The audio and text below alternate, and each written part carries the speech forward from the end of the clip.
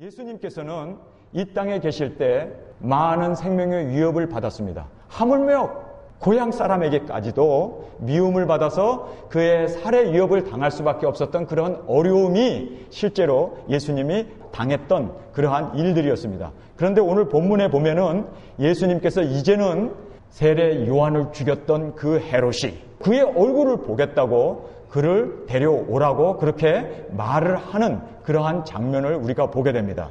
오늘 본문 말씀 누가복음 13장 31절에 이렇게 주님께서는 말씀합니다. 곧 그때, 거기 보면은 곧 그때, 영어 성경에 보면 just at time, just라는 말이 들어가 있어요. 곧 그때. 그러면 그때가 어느 때인가? 누가복음 9장 7절에서 9절을 보면 분봉왕 헤롯이 이 모든 일을 듣고 심히 당황하여 하니 이는 혹은 요한이 죽은 자 가운데서 살아났다고도 하며 혹은 엘리야가 나타났다고도 하며 혹은 옛 선지자 하나가 다시 살아났다고도 함이라. 헤롯이 가로되 요한은 내가 목을 베었거늘 이제 이런 일이 들리니 이 사람이 누군고 하며 저를 보고자 하더라. 여러분, 헤롯이 세례 요한의 목을 잘라 쟁반 위에다가 바치게 함으로 말미암아 그가 목뱀을 받아 죽었습니다. 그런데 그 헤롯이 세례 요한을 죽인 후에 들리는 소문을 들어보니까 그가 다시 살아났다는 거예요. 뿐만 아니라 많은 사람들이 그를 쫓는다고 그러고 뭐 엘리야가 살아났다고 그러고 그리고 이적과 기사를 행하는데 이 헤롯이 죽은 자가 다시 살아났다는 그 말을 듣고 얼마나 불안하겠어요. 자기가 죽이고 나서 죄책감에 그자라도 시달리고 있는데 그가 다시 살아났다는 이야기를 들으니 사실상 헤롯은 밥맛이 없는 거예요. 도대체 예수라는 사람이 누구냐? 내 앞에 잡아오라고 명령을 내렸습니다. 그를 보고자 한다고 그렇게 이야기를 하고 있습니다. 이때였습니다. 그러니 이제는요, 그 당시에 왕은 사람을 죽이고 살리고 하는 전권을 가지고 있는 사람인데 그가 예수님을 잡아다가 어떻게 하겠어요? 고문하고 십자가를 지고 죽이는 게 아니라 목베임으로 죽일 수도 있는 그러한 극박한 상황이 지금 벌어지고 있는 곧 이때가 바로 윗절 말씀해주고 있습니다. 13장에 보면은 이 빌라도라고 하는 사람이 갈릴리 사람들을 죽였습니다. 학살을 했습니다. 아니, 왕이 그리고 총독이 그 당시에는 뭐 죄가 있던 없던 무작위로 막 죽일 수 있는 그런 전권과 그런 정말 무자비한 권한을 가지고 있는 왕정 시대였습니다. 13장 1절에 보세요. 그때 마침 두어 사람이 와서 빌라도가 어떤 갈릴리 사람의 피를 저희의 제물에 섞은 일로 예수께 고하니 대답하여 가라사대 너희는 이 갈릴리 사람들이 이같이 해 받음으로 모든 갈릴리 사람보다 죄가 더 있는 줄 아느냐? 너희에게 이르노니 아니라 너희도 만일 회개치 아니하면 다 이와 같이 망하리라. 또 실로암에서 망대가 무너져 치어 죽은 18사람이 예루살렘에 거하는 모든 사람보다 죄가 더 있는 줄 아느냐? 너희에게 이르노니 아니라 너희도 만일 회개치 아니하면 다 이와 같이 망하리라. 여기에서 보면요, 예수님 앞에 빌라도가 사람을 죽인 것을 보고를 했습니다. 얼마든지 그 당시에 사람을 죽일 수 있는 권한을 가지고 있는 이 총독과 왕이 바로 예수님을 보고자 했던 거예요. 그래서 사람을 보낸 거예요. 그런데 이 보냄을 받은 이 사람이 예수님께 와가지고 여기를 떠나세요. 당신을 잡으려고 사람들이 옵니다. 그 이야기를 들었던 예수님은 오늘 이 본문 말씀에 보면은 그 왕 앞에 총독들, 자기 자신을 얼마든지 죽일 수 있는 그 고난자들 앞에서 예수님은 그들을 여우라고 얘기하고 있습니다. 저 여우에게 가서 말하라고.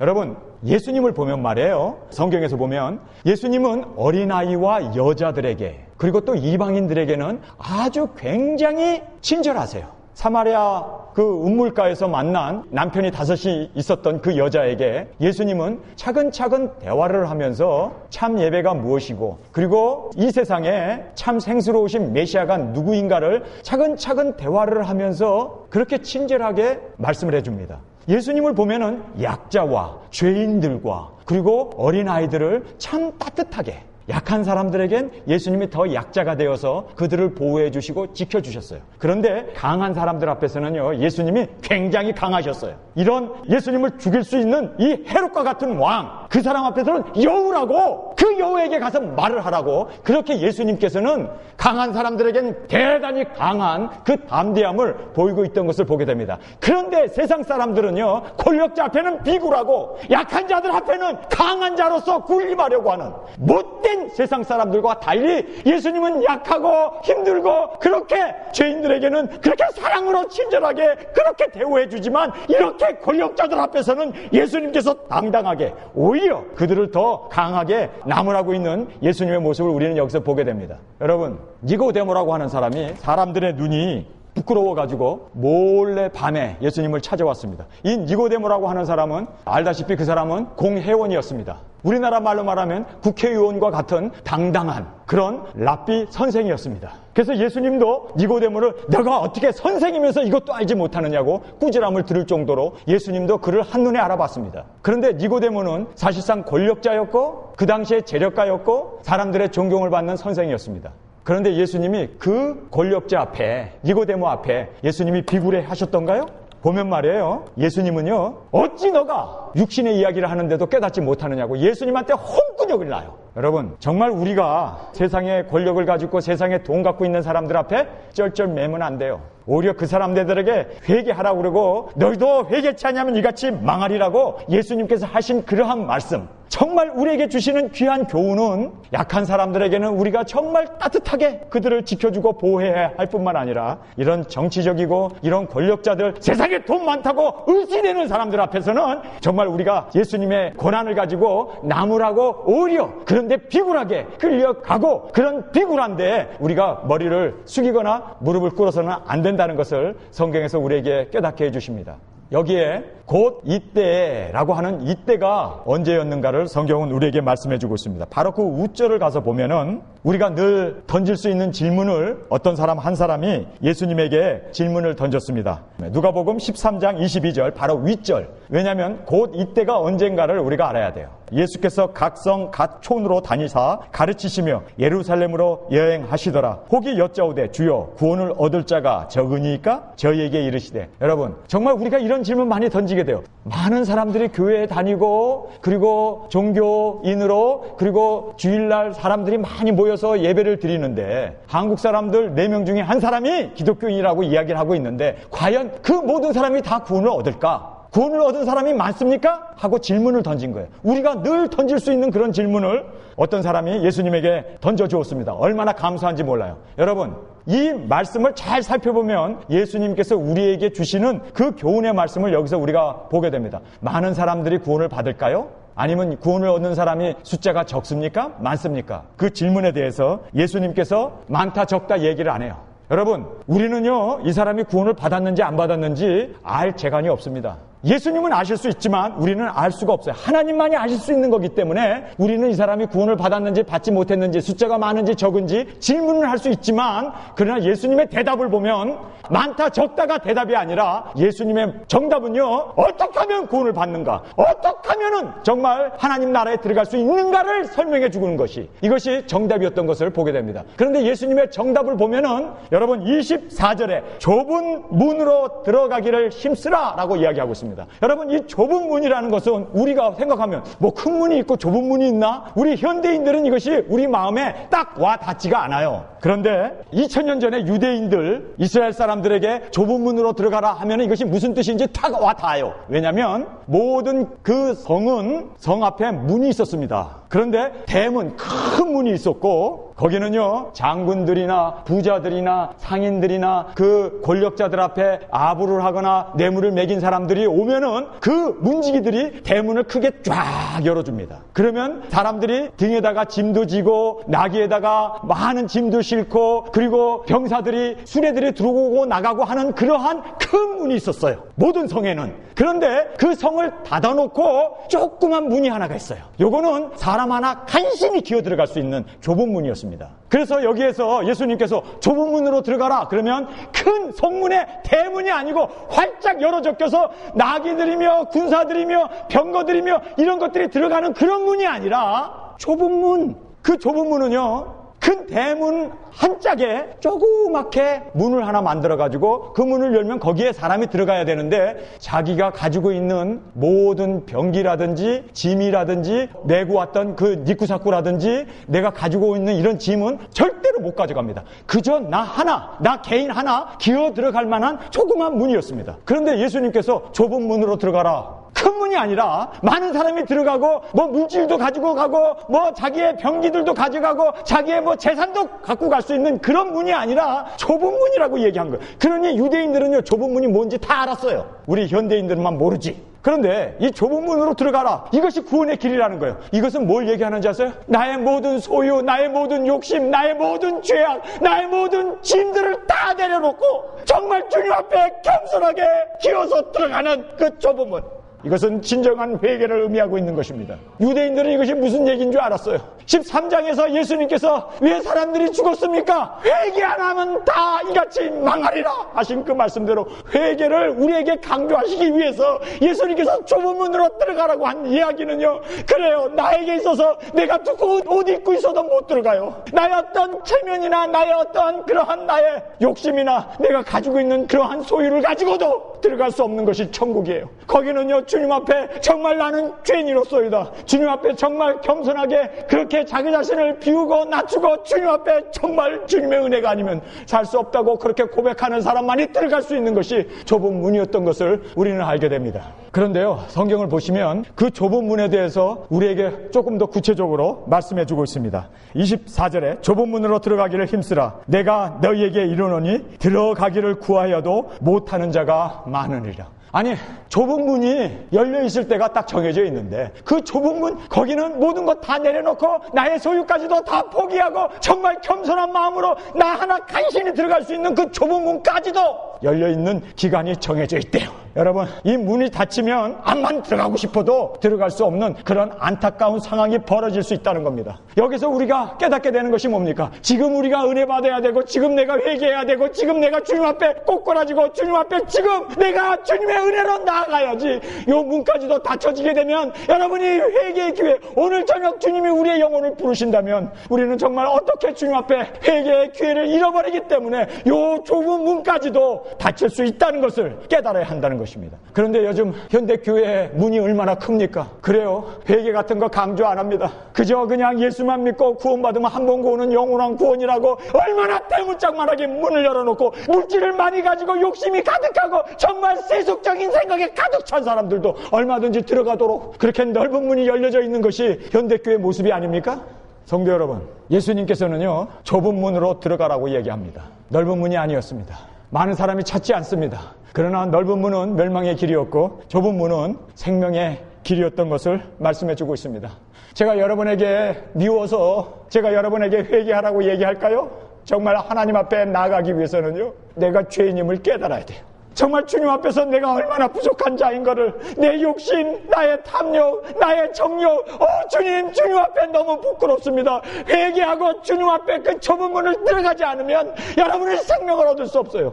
그렇기 때문에 우리는 회개해야 돼요. 정말 주님 앞에 꼬꾸라져야 합니다. 주여, 부족합니다. 주님 용서하여 주시옵소서.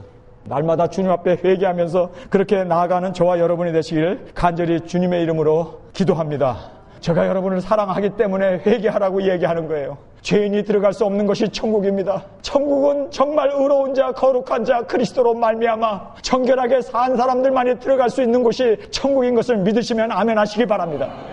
그래서 그 다음 절에 주님께서 이렇게 이야기합니다. 25절에 집주인이 일어나 문을 한 번 닫은 후에 저희가 밖에서 서서 문을 두드리며 주여 열어주소서 하면 제가 대답하여 가로되 나는 너희가 어디서 온 자인지 알지 못하노라. I don't know where you come from. 어디서 온 자인지 예수님이 알지 못한다는 거예요.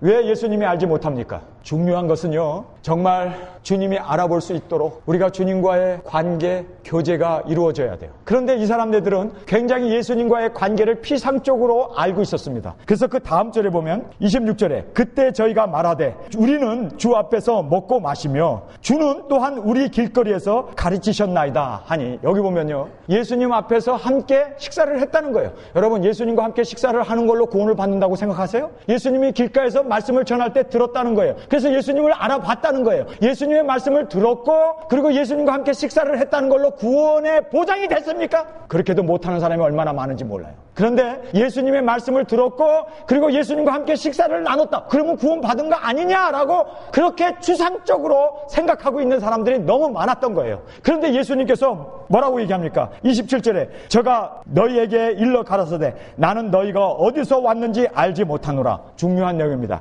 행악한 모든 자들아 나를 떠나가라 하니라. 행악한 자. 여러분, 행악이었습니다. 행악이라는 뜻이 뭡니까? 죄를 짓고 회개하지 않는 사람들. 정말 자신이 그 죄 때문에 괴로워하고 정말 죄 때문에 자기를 겸손하게 주님의 십자가 앞에 내려놓고 나는 죄인으로서이다 통해 자복하는 그러한 회개하는 자들만이 천국에 들어갈 수가 있는데 행악, 예수님의 말씀을 들었고 예수님과 함께 식사했다는 그것 때문에 자신들이 천국에 들어간다고 착각하고 있는 그 사람들을 예수님께서는 뭐라고 말씀합니까? 내가 너희가 도대체 어디서 왔는지 알지 못한다는 거예요. 여러분, 그러면 예수님이 인정해 주는 것이 뭡니까? 행악의 반대말은 뭡니까? 하나님의 말씀에 순종하는 거였습니다. 행악이라는 악이라는 것은요, 말씀을 불순종하고 떠나는 것이 행악입니다. 본문에서는 행악한 자라고 얘기했지만 여러분 마태복음 7장에 보면은 불법을 행한 자여, 하나님의 말씀을 불순종한 자들을 불법을 행한 자라고 성경은 말씀하고 있습니다.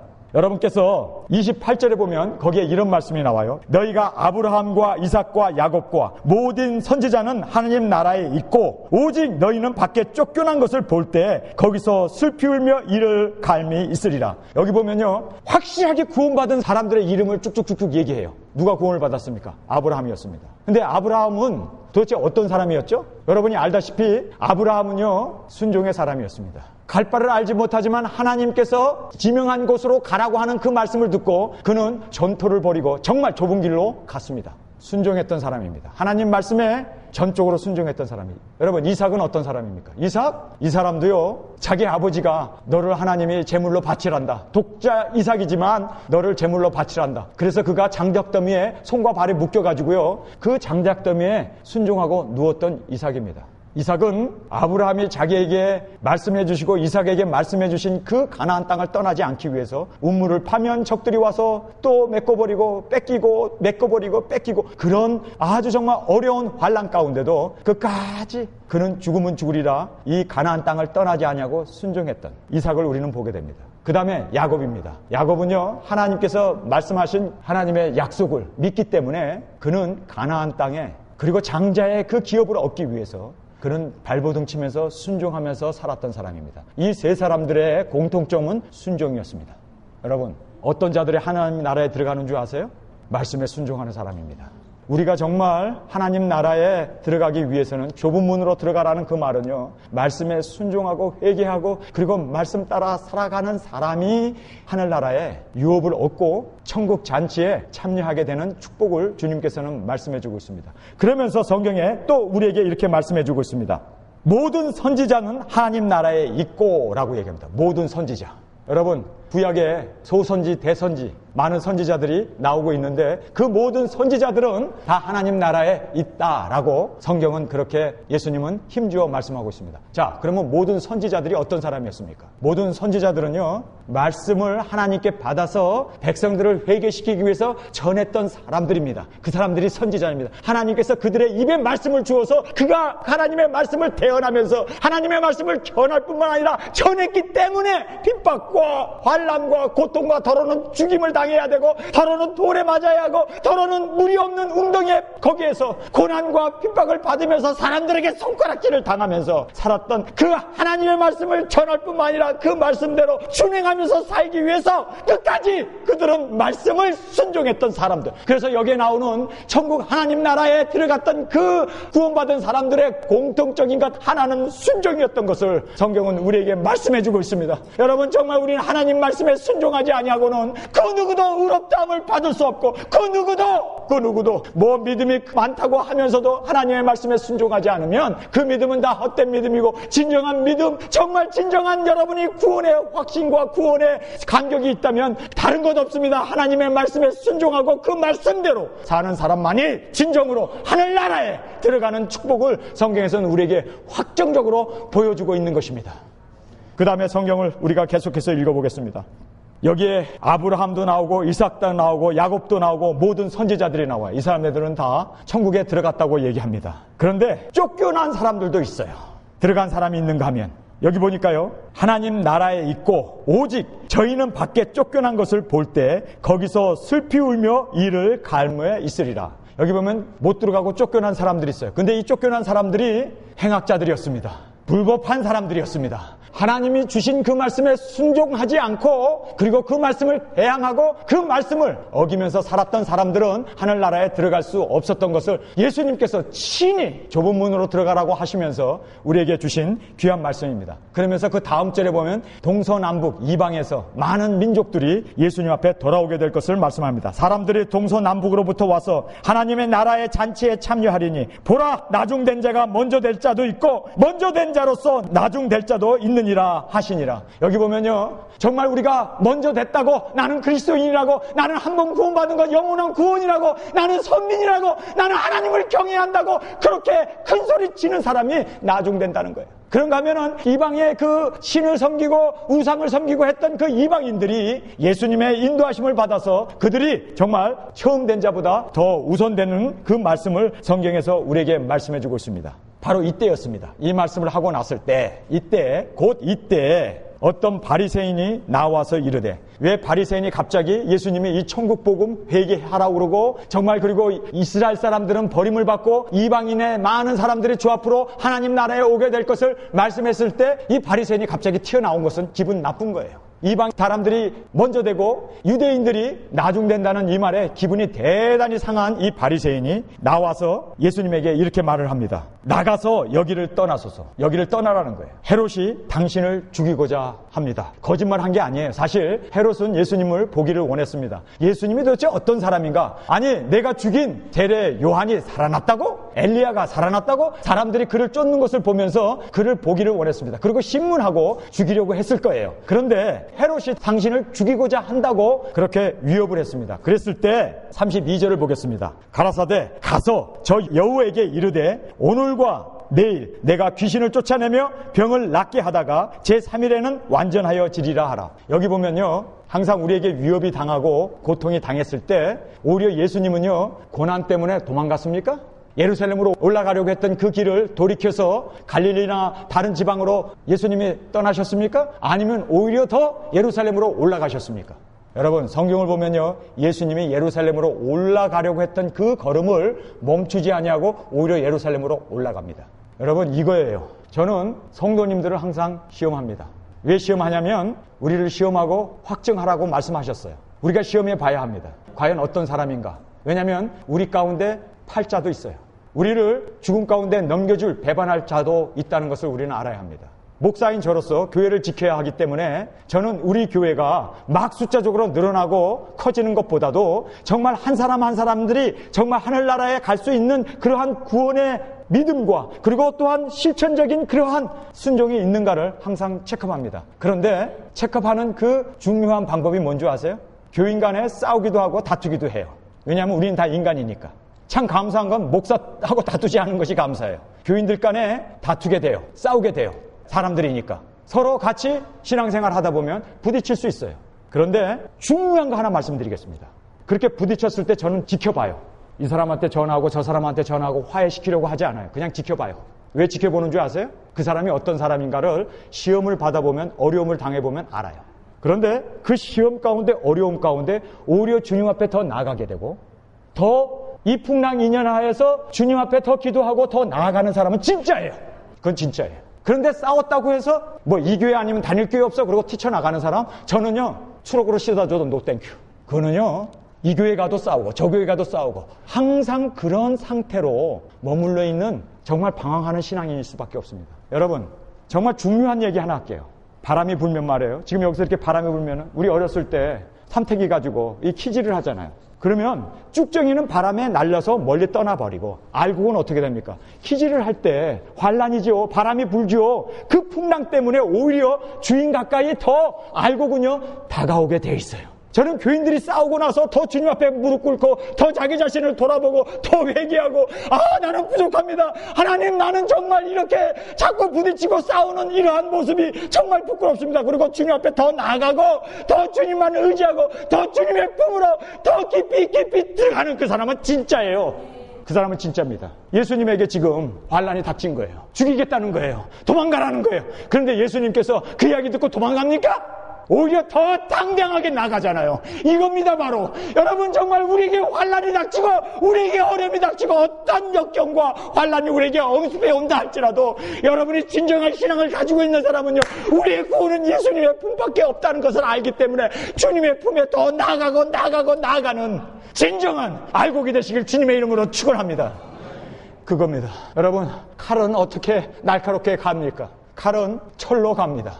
돌은 돌끼리 부딪혀서 동그란 돌로 그렇게 깎아집니다. 성도 여러분, 인간은요 어떻게 하나님이 우리를 깎는 줄 아세요? 가까운 우리 주위에 있는 사람을 통해서 우리를 깎아냅니다. 그런데 그것이 깎이는 게 싫다고 해서 이리 도망가고 저리 도망가고 그런 사람은요 항상 요원하고 뾰족뾰족한 것 때문에 항상 그 사람은요 자기가 상처받을 뿐만 아니라 다른 사람에게도 상처를 주는 그런 모난 성격은 깎이지 않는 거예요. 여러분, 정말 여러분 어려움 당하고 성도 간에 불화가 생기고 싸움이 생기고 분쟁이 생겼을 때 여러분, 우리의 해답은 분명합니다. 주님의 품 안으로 더 나아가시는, 그리고 주님으로 말미암아 위로를 받으시고 더 알곡으로서 주님의 품 안에 점점 이 환난, 이 풍랑 인연하여서 주님 앞에 나가는 우리 예일교회 저와 여러분이 되시길 간절히 주님의 이름으로 축원합니다. 바로 예수님께 그렇게 위협과 정말 죽어야 하는 그러한 자리가 열렸을 때 예수님은 도망가지 않았습니다. 오히려 예수님은 여기에서 자신의 사명을 붙잡고, 성경을 보세요. 32절에 가라사대 가서 여호에게 이르되 오늘과 내일과 그리고 3일째 되는 날까지 온전하게 하나님의 이 뜻을 이루겠다고 말씀하고 있는 것을 성경은 우리에게 말씀해 주고 있습니다. 바로 이겁니다. 여러분, 사명이 우리 생명보다 귀하다는 것을 깨달으시면 아멘 하시기 바랍니다. 살해 위협이 있고 어려움이 있고 환난이 있다 할지라도 하나님이 내게 맡겨주신 이 사명이 있기 때문에 하나님은 이 사명 때문에 우리를 지켜주시고 생명보다 귀한 이 사명이 있기 때문에 하나님께서 그 사명을 이루라고 우리를 이 땅에 두시고 오늘도 우리를 보존해 주시고 오늘도 우리를 지켜주시고 오늘도 우리에게 건강을 주시고 오늘도 그리스도의 은혜로 우리를 세워주신 줄 믿습니다. 여러분, 바로 이 사명이었습니다. 아니, 목사님은 복음 전하는 것이 사명인데 나는 사명이 없어요. 여러분, 베이비시팅 하는 것, 그게 얼마나 귀한 사명입니까? 그 손자 손녀들 사랑으로 기도하면서 보는 것, 그거 정말 귀중한 사명입니다. 여러분, 그 어린아이들에게 손 모아서 기도하는 것을 가르치고 그리고 하나님을 찬양하는 모습, 말씀을 읽어주고, 여러분, 이 생명보다도 천하보다 귀한 이 사명을 여러분이 감당하는 것, 이거 어느 것보다도 값진 일입니다. 목사님, 나는 건강이 나빠가지고 걷지도 못하고 나는 집에서 그냥 아무것도 못하고 누워있어요. 여러분, 거기에도 사명이 있습니다. 누워있으면서 하나님 바라보고 찬양하고 기도하라고. 여러분의 자녀들, 아직도 우리 주위에 예수 믿지 않는 사람들을 위해서 여러분 기도하라고 하나님께서 우리에게 주시는 사명이 거기에 있을 줄 믿습니다. 그러니 생명을 가진 우리에게는요, 사명 없는 사람이 없어요. 모든 사람이 다 사명이 있습니다. 아니, 예수님이 내일 모레 언제라도 오실 수 있다며, 여러분, 예수님 언제라도 오실 수 있는 것은 복음적인 성경의 말씀입니다. 그러나 우리가 언제 예수님 오실지를 모르지만 오늘 이 본문 말씀대로 오늘도 내일도 그리고 제3일째에도 해야 할 사명을 맡아서 열심히 하는 것이 바로 진정으로 거듭나고 구원을 받고 하나님의 자녀로서 사명을 따라 사는 사람들의 모습인 것을 성경은 말씀하고 있습니다. 여러분, 자녀를 돌보는 거, 가정을 돌보는 거, 여러분이 열심히 나가서 사업을 하고 열심히 생업을 위해서 봉사하고 섬기고, 그래서 그 일을 통해서 하나님 우리에게 공급해 주시는 그걸 통해서 가족들을 돌보는 거, 이거 정말 귀중한 일입니다. 오늘도 해야 되고 내일도 해야 되고, 여러분이 열심히 일하기 싫은 자는 먹지도 말라고 하신 그 말씀대로 우리가 열심히 살아야 돼요. 열심히 이 세상에서 우리에게 맡겨주신 이 사명을 따라서 여러분이 돌보면서, 형제를 돌보고 생업을 하면서 공부를 하면서 그리고 가리키면서 여러분이 어린아이를 양육하면서 살아야 하는 것이 우리의 사명입니다. 성경에 보니까 예수님께서 오늘도 내일도 그리고 3일째까지도 그렇게 일을 하신다는데, 그 일이 뭐였는지 아세요? 그 일은 뭐 고귀한 일도 아니에요. 성경에 보니까 귀신을 내어 쫓는 거였습니다. 32절에 오늘과 내일 내가 귀신을 쫓아내며 병을 낫게 하다가 제3일에는 완전하여 지리라 하라. 여기에 한국 성경은 완전하여 지리라 하라고 되어 있는데 그릭 성경이나 또는 영어 성경에 보면요, I reach my goal 이렇게 되어 있습니다. 내 골을 이루겠다는 거예요. 근데 예수님이 그 이루는 그 골은 십자가에 죽으시는 거였습니다. 그것을 예수님은 자신의 골로 생각하고 있었습니다. 누가 나를 해할 수 없다. 내가 오늘도 귀신을 내어 쫓고 오늘도 병자를 고치면서 오늘도 내일도 그리고 3일째 되는 날 내가 십자가에서 온전히 나의 골, 모든 사람이 죄로 멸망받는 그 모든 저주를 담당하시고 십자가에 죽는 그것을 I reach my goal 이라고 성경은 말씀해주고 온전하게 이루신다는 것입니다. 여러분, 저도 그렇습니다. 언제 예수님 오실지 알지 몰라요. 여러분, 우리가 이 세상에 무슨 일이 터질지 아무도 몰라요. 그래요. 뭐 요즘에 X행성이 온다고 또 난리잖아요. 여러분, 우리가 이 세상에 무슨 일이 벌어질지 아무것도 몰라요. 그러나 확실한 거는요, 꼭 깨달으시기 바랍니다. 우리 오늘 해야 할 일이 있어요. 그리고 내일 해야 할 일이 있어요. 그리고 또한 우리가 이루어야 할 골이 있어요. 정말 그 골을 위해서 그 사명을 가지고 하루하루 순간순간마다 최선을 다하면서 베스트 오브 베스트 최선을 다하면서 사시는 것이 진정한 성경에서 말씀하는 종말론적인 신앙의 모습인 것을 성경은 말씀해주고 있습니다. 우왕좌왕할 것도 아니고 우리가 이 세상이 이제 종말이 온다 어쩐다 그것 때문에 우리가 혼란 가운데 빠질 것도 아니에요. 중요한 것은 우리에게 맡겨주신 이 사명을 위해서 최선을 다하며 사시는 저와 여러분이 되시길 간절히 주님의 이름으로 축원합니다.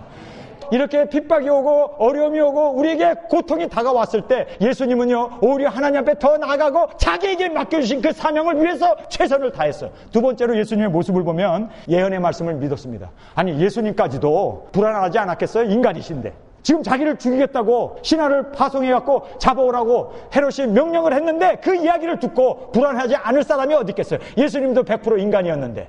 그런데 예수님이 어떻게 담대함을 받는 줄 아세요? 말씀 위에 세워졌기 때문에 예수님까지도 말씀을 붙잡고 있는 모습을 성경에서 우리에게 말씀해주고 있습니다. 33절 말씀입니다. 그러나 오늘과 내일과 모레는 내가 내 길을 가야 하리니 선지자가 예루살렘 밖에서는 죽는 법이 없느니라. 예수님께서도요 말씀을 꽉 붙어 잡았어요.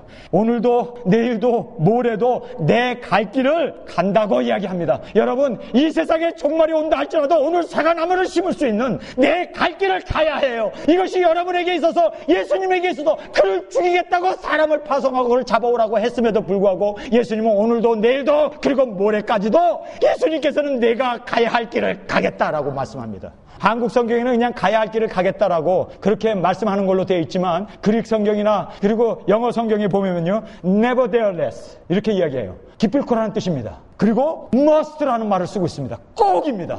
여러분, 이겁니다.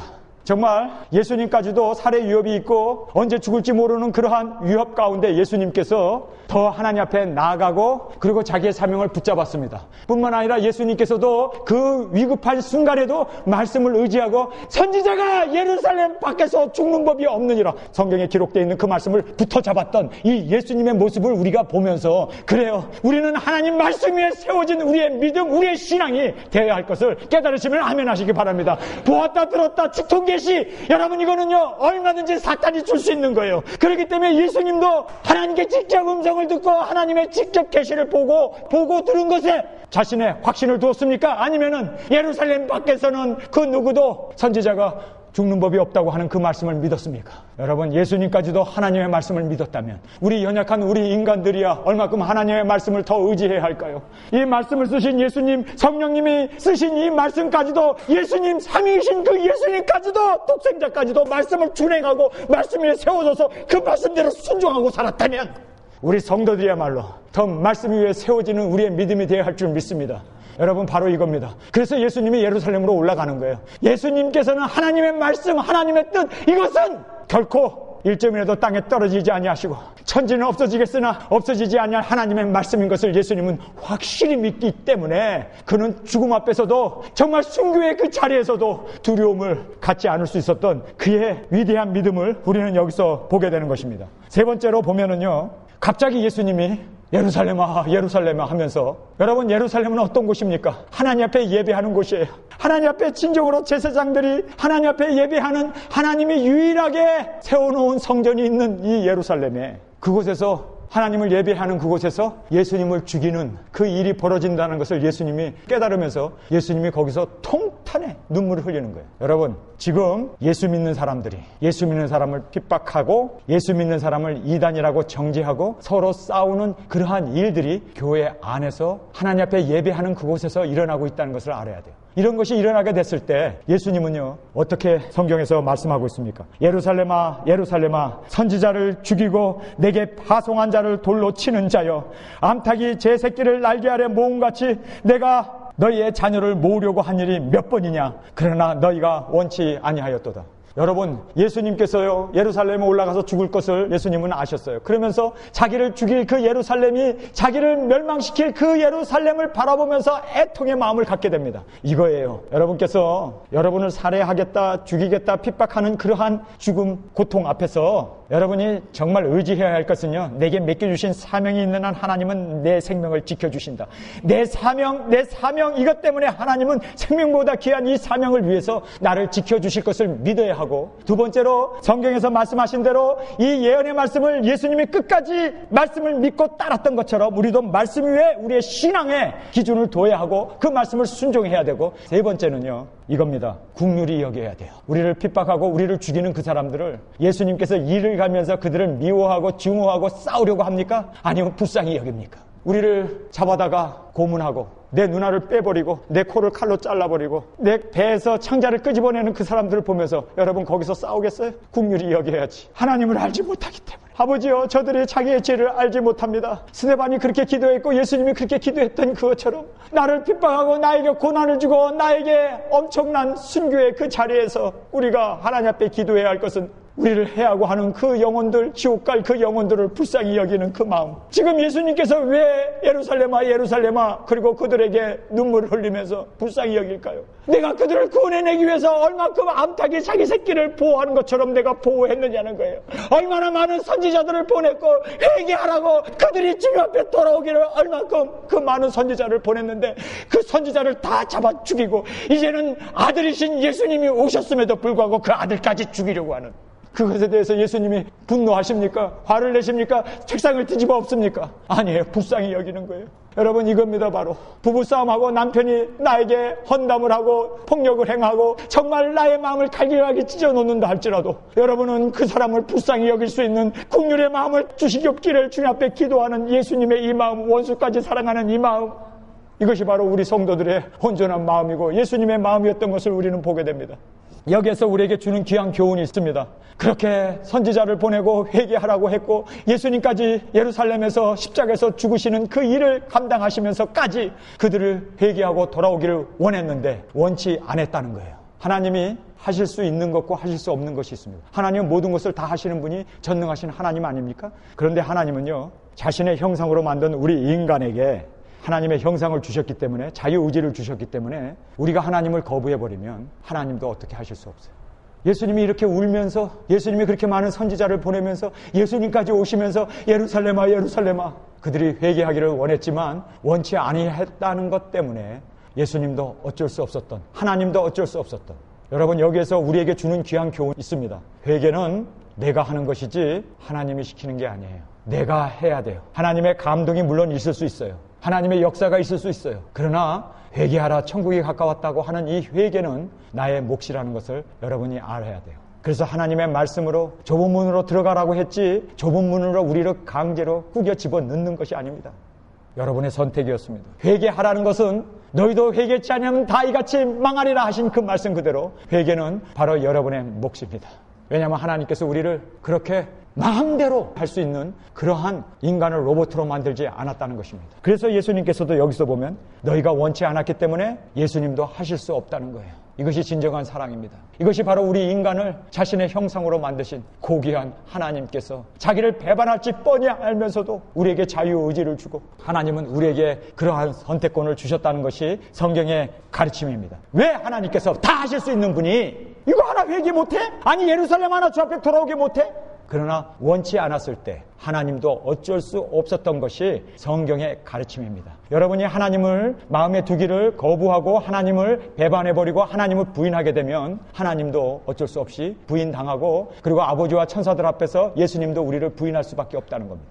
하나님은 우리를 그렇게 기가 막힌 위험천만한 인격체로 만드셨습니다. 이것이 바로 하나님의 형상으로 만든 지정의를 우리에게 두신 그 하나님의 뜻이기 때문에 나를 이렇게 선택권을 주시고 나에게 이런 자유의지를 주시고 나에게 이러한 무한한 영생이냐 지옥이냐 멸망이냐 생명이냐를 선택할 수 있는 이 고난을 나에게 주신 것에 대해서 정말 여러분이 이렇게까지 하나님이 위험천만한 부담을 갖고 나를 창조하셨구나, 이거를 깨닫게 되면 여러분이 스스로 하나님의 이 사랑 앞에 굴복해야 돼요. 이게 좁은 문으로 들어가는 겁니다. 내 자신을 내려놓는 거예요. 내 모든 소유를, 내 모든 고집과 나의 모든 주관과 나의 모든 이 세상적인 정욕을, 욕심을 다 내려놓고 그렇게 주님 안에 좁은 문으로 들어가시는 저와 여러분이 되시길 간절히 주님의 이름으로 축원합니다.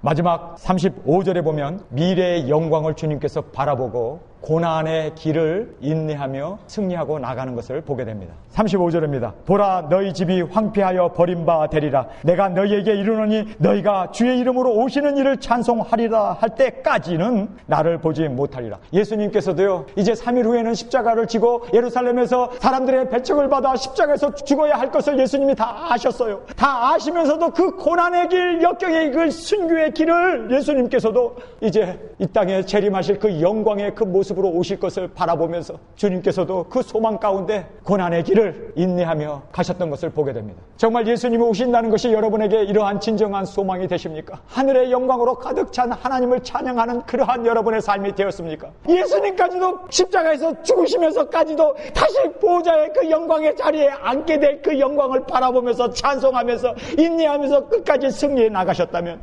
우리야말로 오실 예수님, 우리의 구원자로 오실 예수님을 바라보면서 얼마큼 주여 오시옵소서, 예수님이 오시면 나의 모든 고난은 끝나는구나, 나의 모든 고난은, 나의 모든 환난을, 여러분 정말 우리를 죽이고 우리를 해하려고 하는 그 고문자들 앞에서, 우리에게 상처를 주고 핍박하고 고통 가운데 빠지게 하는 그런 사람들 앞에서 여러분 거기에서 우리가 정말 하늘나라의 영광을 바라봐야 할 줄 믿습니다. 여러분 저 따라 하시기 바랍니다. 눈 감으면 예수님이 보이고 눈을 뜨면 천국일세. 그래, 내 육신의 눈을 감고 이제 눈을 뜨는 그 순간 나는 하늘나라의 영광에 저 보좌에 앉게 되는구나. 주님 나에게 주신 저 영광이 나의 것이 되는, 눈을 감고 눈을 뜨는 그 순간에 저 영광이 나의 것이 된다는데, 정말 여러분 그 고난 가운데 인내하십시오. 조금만 더 참으십시오. 조금만 더 그 영광을 사모하면서 나아가는 저와 여러분이 되시길 간절히 주님의 이름으로 축원합니다.